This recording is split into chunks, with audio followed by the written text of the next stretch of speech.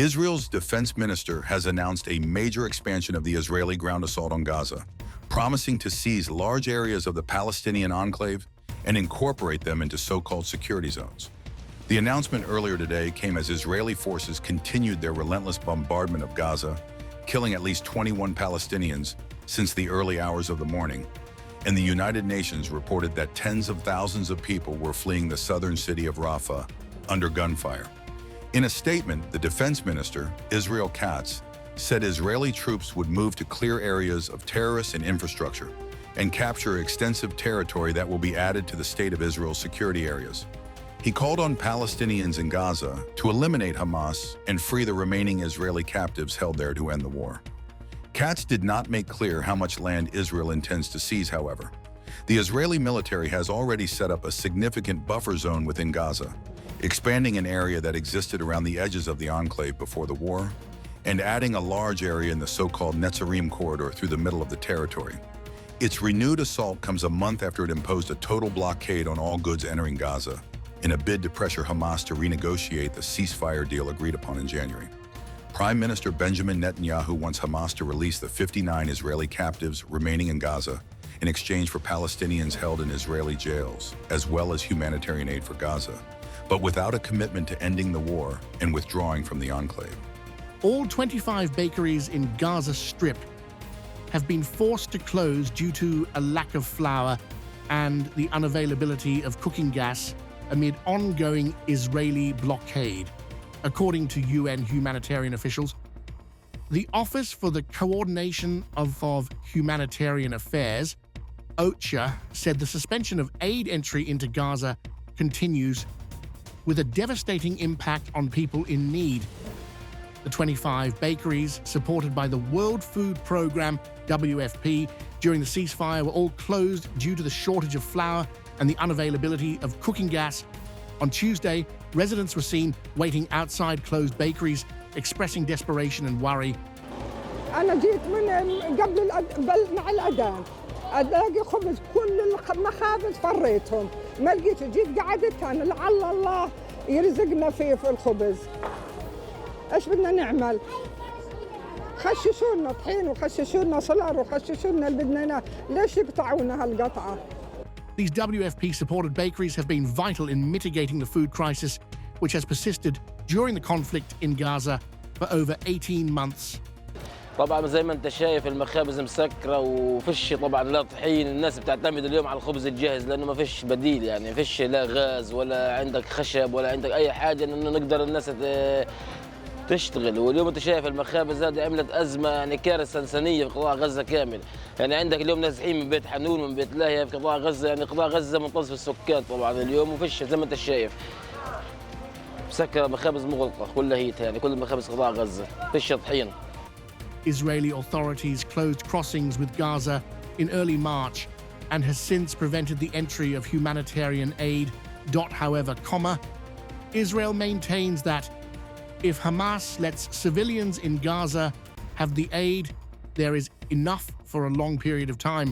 According to a post on X by Kogat, the Israeli military agency tasked with coordinating aid deliveries, but a UN official refuted the claim.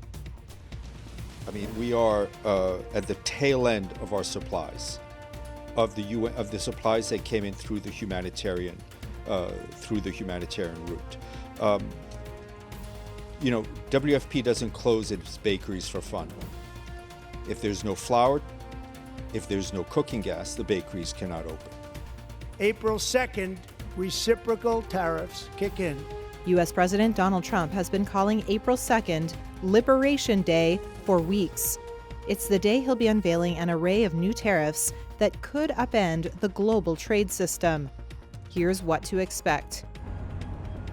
Trump has threatened tariffs on all countries who, he says, have disadvantaged American goods and workers.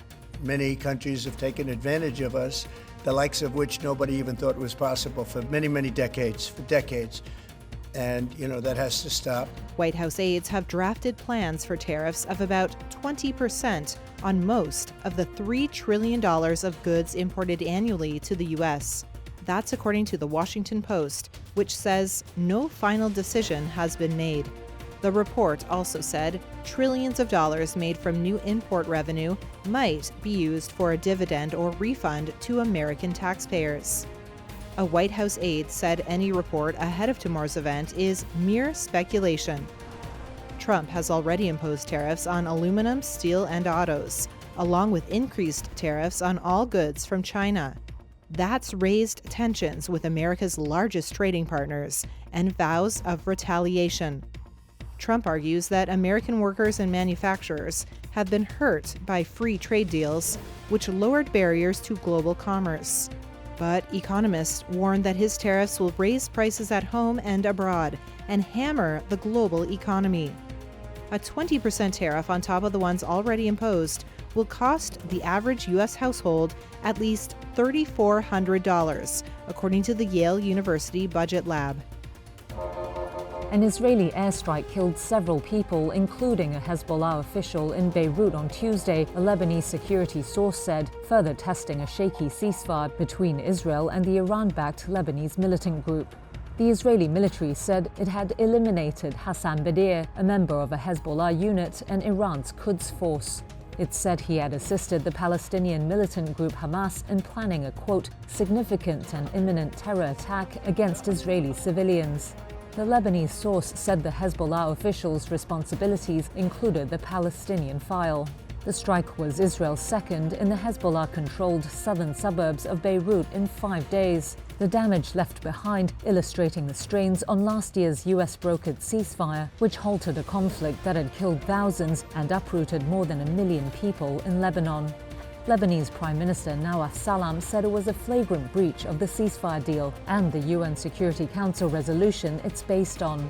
The US State Department said on Tuesday that Israel was defending itself from rocket attacks that came from Lebanon. It added that Washington blamed terrorists for resuming hostilities and supported Israel's response.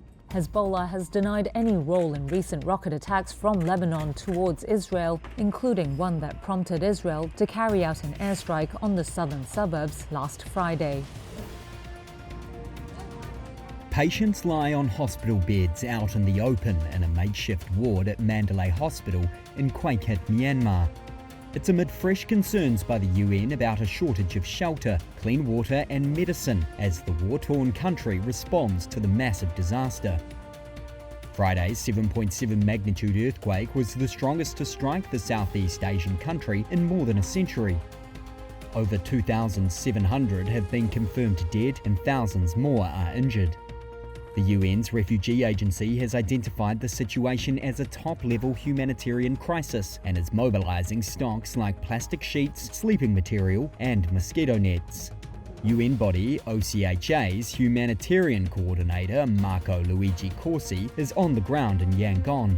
The immediate needs of the affected communities, as in any, I would say, earthquake, are becoming increasingly urgent. The shelter, the foods, the clean water, essential household items are all in a short supply. Some people in the affected areas spent the night in the open. Critical infrastructure like roads and bridges are also severely damaged. The UN's refugee agency said it took 13 hours to reach Mandalay from Yangon in what is normally an 8-hour journey. UNICEF's Deputy Representative Julia Rees, who is also in Yangon, said there is a shortage of drinking water and agencies are concerned about cholera spreading. It's really dire. I was in the communities on Saturday, and the most immediate and important need is water. It is super hot out there, and communities don't have access to running water, and they don't have access to drinking water. So we need to be providing water that will last those households a couple of days, and then come back to make sure that they have sufficient for their household needs until we can find a sort of more sustainable option. The World Health Organization said hospitals were overwhelmed and medical supplies and fuel were running out. Agencies in Myanmar have also raised funding concerns, urging countries to offer money so they can replenish stocks. Myanmar has been in turmoil since early 2021 when the military ousted an elected civilian government. A protest movement morphed into an armed rebellion against the junta, and the widening conflict has displaced over 3.5 million people. However, a rebel alliance on Tuesday declared a month-long unilateral ceasefire in its conflict with the ruling military to support an international humanitarian response to the disaster. European visitors to Britain will have to purchase an electronic permit in advance from Wednesday. This is as the UK government seeks to strengthen its immigration security by screening people before they cross its borders. Phil Douglas is the UK Border Force Chief. Well, this scheme is essentially a border security measure. So we are taking details in advance from everybody who's not a UK or Irish citizen or a visa national. They still have to get visas. And we're checking them against our systems to make sure that there's no adverse information about them in the UK or a criminal record. We'll be able to see their immigration history. So it's just a way of sort of ensuring that the border is even more secure. The Electronic Travel Authorisation Scheme requires visitors who do not need a visa to enter Britain to purchase pre-travel authorisation online.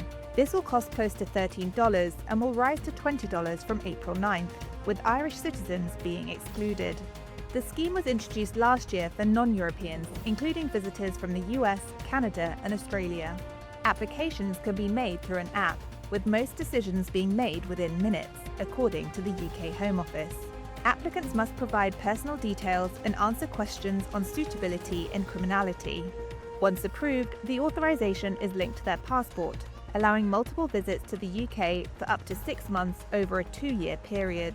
Airlines, ferry and train companies will be responsible for verifying the status of travellers before they board, but there will be an initial adjustment period. There is a buffer period, if you want to call it that, a period where we won't necessarily be enforcing the ETA, so people will still be able to get on planes and trains while this introductory period takes place. But I believe in September or October we will start enforcing the ETA, and in those circumstances the individual wouldn't be able to get on the plane, wouldn't be able to get on the train in order to travel the UK. Budget airline EasyJet said on Tuesday that the new permit requirement won't affect Europe to UK travel demand. The United Kingdom received 22.5 million visitors from the European Union in 2023, up from 19 million the previous year, according to official data. A volcano erupted again to the south of Iceland's capital yesterday, spewing lava and smoke in a fiery display of orange and red that triggered some evacuations.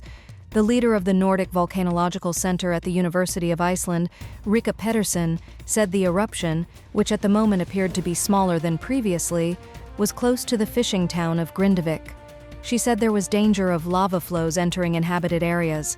This eruption has been, we've been waiting for it for a while. We knew that the pressure was sufficient to drive an eruption to the surface. What happened this morning was that a strong earthquake swarm started at 6:45 in the morning. And through the first few hours, it was all the magma was moving below the surface. So it was making a new dike intrusion, similar to what we saw in the very initial phase back in November 23. But then at about 9:45 in the morning here, local time, the eruption started. It's very close to Grindavik, but it's a very, it's a much smaller eruption than what we had previously. Referred to as a land of ice and fire for its many glaciers and volcanoes, the North Atlantic island nation has now seen 11 eruptions south of Reykjavik since 2021, when dormant geological systems reactivated after some 800 years. Emergency services evacuated the nearby Blue Lagoon luxury spa as well as inhabitants from Grindavik in the hours ahead of the outbreak, as geologists had warned that the eruption was imminent, public broadcaster RUV reported. So it's close to town, but it's a more calm eruption than the previous few we've seen. The problem is a part of the fracture actually opened up inside the barriers protecting the town. And as this is very early on in the eruption, we do not know if this is the final length of the eruptive fracture. So we're still following the development of this. The outbreaks on the Reykjanes Peninsula so far have not directly affected the capital city and have not caused significant dispersal of ash into the stratosphere, avoiding air traffic disruption. Icelandic experts predict that the so-called fissure eruptions, characterized by lava flowing out of long cracks in the Earth's crust, rather than a single volcanic opening, could repeat themselves for decades or even centuries. An eruption in January 2024 damaged homes and roads in Grindavik, triggering a mass evacuation at the time, although some inhabitants have since returned. A huge fire that raged for hours at a gas pipeline in Malaysia sent scores of people to hospitals on Tuesday. Eyewitness video shows the towering orange blaze in Puchong, on the outskirts of the capital, Kuala Lumpur. The pipeline is operated by state energy giant Petronas. Authorities said it was extinguished by mid-afternoon and that hundreds of people were affected. Some 190 homes were damaged, leaving some unable to return. Witnesses in evacuation centers described scenes of chaos that started with an explosion. Resident Evian Wee said she smelled a strong odor, then heard glass and debris falling. Wee said she looked outside when the noises stopped and saw buildings and cars on fire. Really raging high. Another resident said he didn't think it was serious until he saw how high the flames were. Those in hospital are being treated for burns, respiratory problems, and other injuries, authorities said. Petronas said it isolated the pipeline and was working closely with relevant parties to ensure the safety of the surrounding areas. Malaysia's Prime Minister Anwar Ibrahim said the state government and Petronas would take full responsibility for restoring the area, adding that the process could take a year. France's antitrust watchdog fined Apple 150 million euros, $162.3 million US, on Monday for abusing its dominant position in mobile app advertising on its devices between April 2021 and July 2023, thanks to a privacy control tool. The French Competition Authority said the way Apple implemented its app tracking transparency, ATT software, was neither necessary nor proportionate to the company's stated objective of protecting personal data and penalized third-party publishers. Apple rolled out the ATT starting in April 2021 as part of an update to the operating system powering the iPhone and iPad. The feature forces apps to obtain permission before collecting data to target users with personalized ads. According to the French regulator, multiple consent pop-ups are displayed, making the use of third-party applications in the iOS environment excessively complex. Apple treated itself and publishers differently, which was particularly harmful for small publishers. The antitrust watchdog said whereby publishers were required to obtain double consent from users for tracking on third-party sites and applications, while Apple did not ask for consent from users of its own applications. In addition to the fine, the French regulator has ordered Apple to publish the decision on its website for 7 days. The US is days away from imposing a countrywide ban on TikTok. That's if a deal can't be reached with the app's Chinese parent ByteDance to find a US-based owner. So, what's next for this app used by millions of Americans? TikTok briefly went dark in January before the law requiring ByteDance to divest or be banned came into effect. The bill was passed due to concerns over national security. US Republican Mike Gallagher said ByteDance, quote, does the bidding of the Chinese Communist Party. This bill therefore forces TikTok to break up with the Chinese Communist Party. However, President Donald Trump delayed this law's enforcement by 75 days, and millions of users were able to download and update the app again. Trump's considered extending the delay again, but he said he believes a buyer will be found before the deadline. We have a lot of interest in TikTok, and China is going to play a role, and so hopefully China will approve of the deal, but they're going to play a role. TikTok, in response to security concerns, has denied that it has or ever would share US data, and the app has stayed online for Americans since its brief blackout. Despite the initial ban, US lawmakers on both sides have said that ByteDance should have more time to divest the app.